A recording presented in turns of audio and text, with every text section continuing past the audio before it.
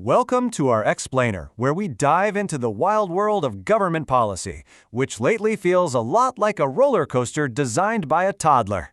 Today, we're going to try and make sense of one of the government's favorite toys, the tariff. Okay, let's just dive right into it. To really get what's going on, you first have to appreciate the sheer whiplash-inducing chaos of recent tariff policy. Seriously, buckle up. So look at this. In just a few short months, we went from some vague promises to a staggering 145% tariff on Chinese goods. It's less like a cohesive economic strategy and more like someone is just spinning a wheel of misfortune on live television. So here's the crucial point. When things look this chaotic, you have to ask yourself, is this just incompetence or is the chaos itself the point? Let's, follow the money. It starts here. On the morning of April 9th, a public post goes out, pretty much screaming at everyone to buy stock in Trump media. All caps, 3 exclamation points, you get the picture. And what happened just 4 hours later? Oh, just a little announcement of a surprise tariff pause that sent the market and that stock into a complete nosedive. What a coincidence, right? Now, speaking of coincidences, on that exact same day, a key government official, the Attorney General, just happened to sell off millions of dollars of that very same stock right before it tanked. Imagine that. And look, this wasn't a one-off.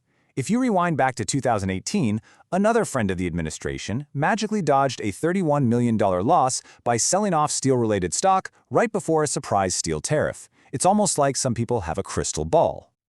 All right, so let's see how this whole thing builds, because the chaos isn't just in the stock market anymore. Oh no, it has gone digital with the TRUMP crypto coin.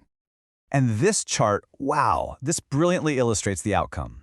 You have a coin where, according to CNBC, a staggering 764,000 accounts lost money, while a very cozy club of just 58 accounts actually made a profit. Meanwhile, as thousands of people were losing their shirts on a meme coin, the Trump family's personal net worth reportedly increased by a cool $2.9 billion. So who are these lucky winners? Well, you got people like Justin Sun, who, after investing a ton of money in a Trump-affiliated crypto firm, saw the SEC coincidentally just pause its investigation into him. Amazing how that works out. So you might be asking yourself, hey, isn't there a system to prevent all this? Well, that's the neat part.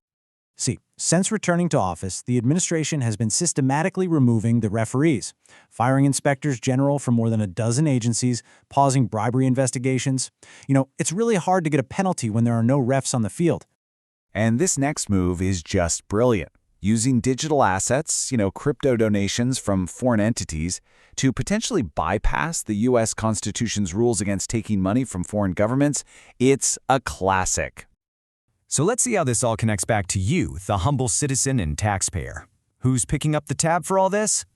So the crucial point is really the contrast between the original campaign promise and the alleged reality. It was sold as a presidency that was too rich to be bought, but the numbers seem to tell a very, very different story. And who pays for all this? Well, you do. The tariffs act like a hidden tax, making everything from your washing machine to the screws that hold it together more expensive. And none of that money is translating into higher wages or more jobs here at home. Which really just leaves us with one final thought.